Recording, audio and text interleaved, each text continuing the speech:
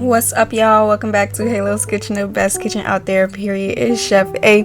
As you can see, I am doing a what I eat in a day alkaline vegan edition.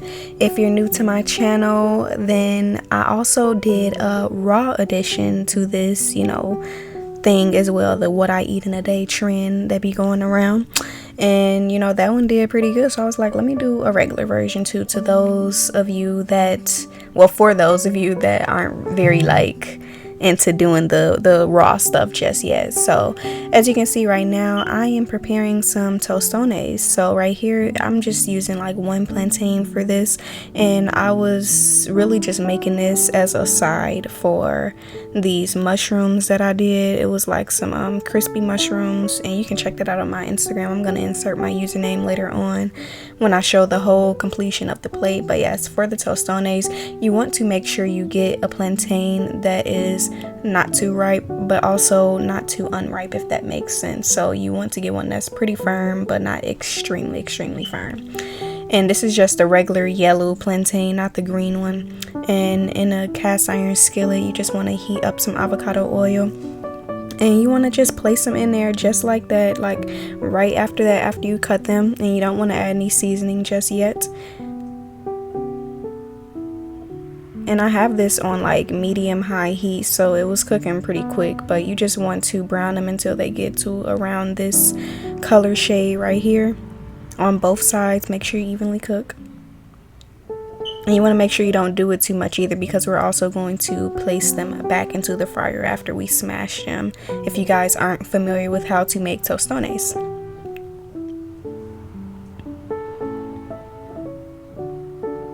So yes, as you can see, like I was saying, you want to smash it down with a fork. I had first learned about these when I was in culinary schools. We did like this world cuisine section of it, and yeah, these were like super tasty. So I'm like, whoa, those are actually some alkaline vegan stuff right there. So yeah, I decided to incorporate this.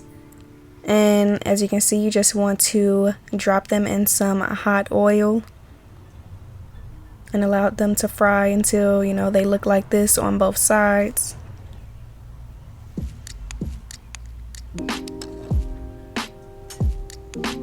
And here's the complete plate right here. Those are some crispy chili garlic mushrooms. As you can see, my username was down there. But yes, right now I am moving on to, this is gonna be the preparation for the pizza that I'm making later on. Actually, all the preparation for my veggies. So yeah, for the pizza, I ended up using 3 oyster mushrooms. They were supposed to act as like pepperonis for it, but they look more like sausages. You'll see later on in the video. But yeah, you of course want to properly cleanse your mushrooms. And yeah, I just prefer to get my mise en place done out the way before I'm cooking every single thing. So yeah.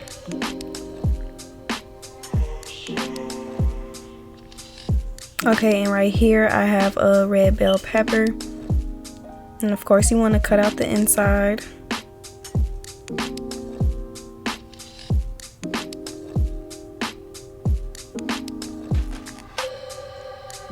Slice them long ways like this, and then slice them like that.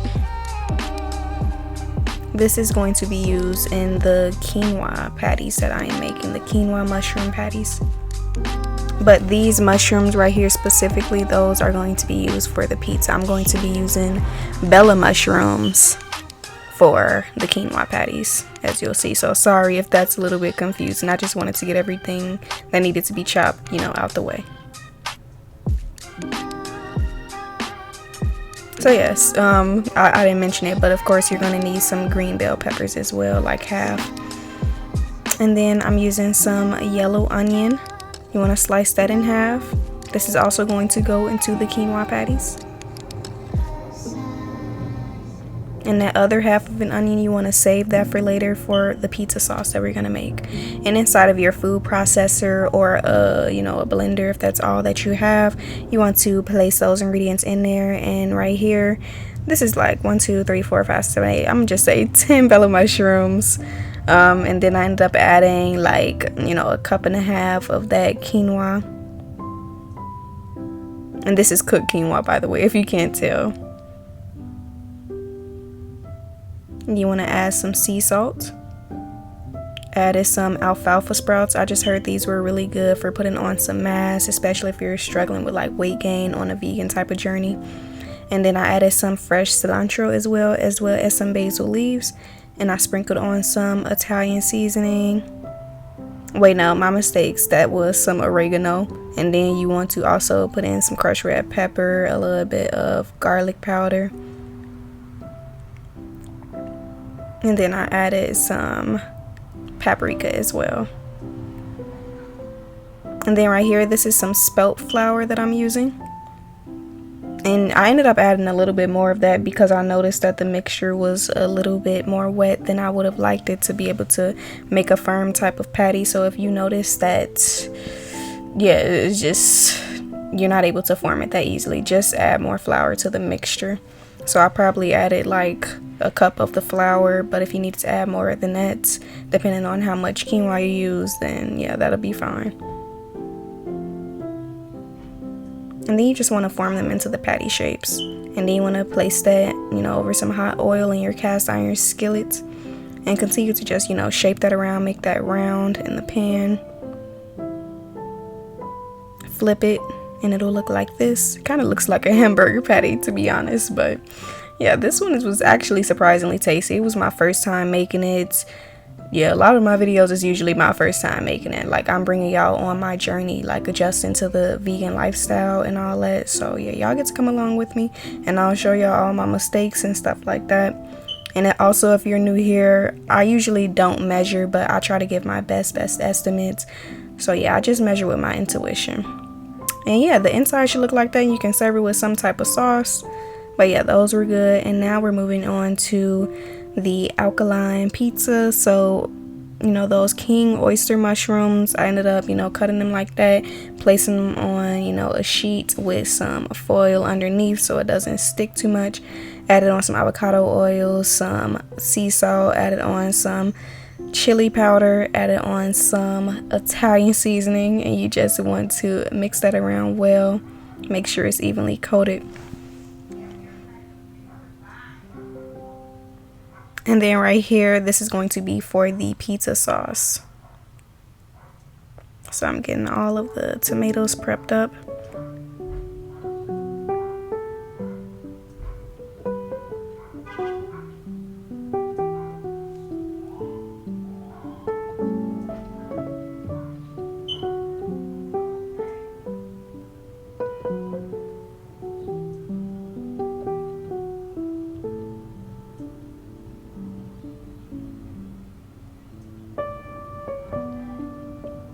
So yes, this calls for 4 tomatoes. You're gonna need half an onion, 10 basil leaves, all the seasonings that's listed, but I don't add those until they're actually in the pot after it's blended up, but you can add it before, it really doesn't matter. And then I also added in more of those alfalfa sprouts and some avocado oil as well. But yes, once that's all blended, don't worry about it being too chunky because I'm gonna end up blending it again after it cooks down and darkens a little bit. But yes, you want to place that in the pot and simmer that over like medium-low heat. And eventually I ended up lowering it down even more, and now I'm adding all the seasonings that was listed. And you just want to continue to give that a stir.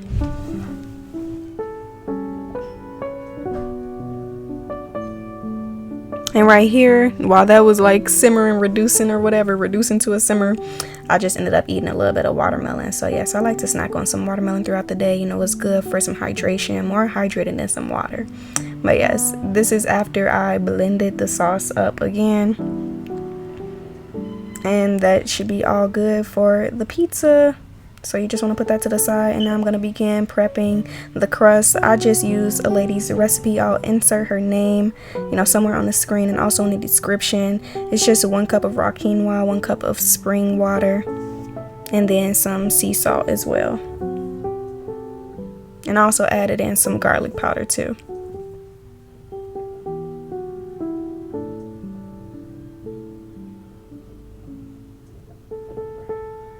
And then I also tossed in a little bit of crushed red pepper, and you want to blend this up in your blender, and it should look like this, pretty like thick consistency once it's done.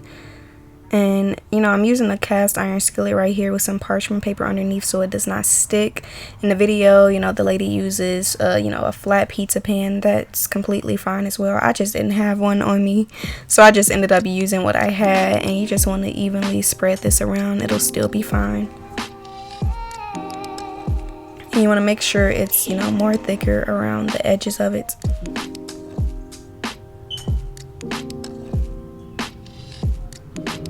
So this is like gonna be a quinoa bread type of recipe that's gonna be used as the pizza crust. And I ended up baking this for like 15 minutes at 420, but everybody's oven is gonna differ, so keep an eye out for it. But it doesn't have to cook all the way through because we're also gonna add the toppings on there. So now to prep the cheese, I'm going to be using sea moss. And yeah, I know it sounds odd, but it actually works. And you want to just combine some you know, hydrated sea moss with some plant-based milk, and you want to, you know, simmer that on the stove. Blend that up. You know, once it starts to get jelly like, you know, the sea moss, you just want to boil it for like 5 minutes, I would say, and blend it up and just let it simmer more on the stove top after you blend it until it gets to this consistency right here. Consistency. So yes, the crust will look like that when it's done. And then you want to place your sauce on top. You can put as little as much as you prefer. I know a lot of people prefer some extra sauce. So yes, and then you want to toss on your bell peppers. I use green and red, and I just, you know, add them long ways like this. And that's what my pepperoni is supposed to be, pepperoni, but it looks like sausage. You know, looks like right here, but they're still so tasty. So yeah, you just want to place those evenly around there.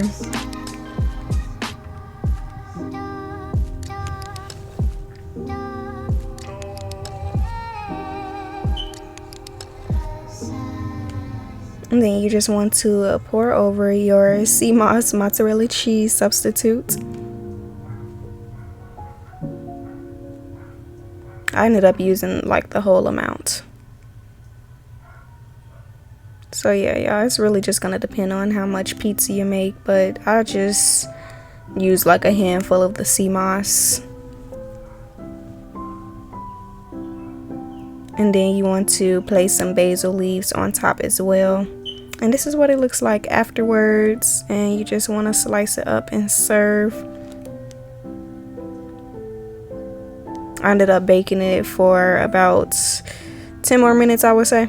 And this is the before without the cheese. You can eat it like that too. And then this is with the cheese. And I added some more fresh basil leaves on top. So yes, y'all, that is the alkaline pizza. And then lastly, I'm going to do a little bit, you know, of some dessert. I got some peaches right here, sliced, and these are, you know, frozen already. And then you want to also add on some like agave nectar. And then I added some ashwagandha powder. I added 2 dates for some extra sweetness. And then I added some coconut milk.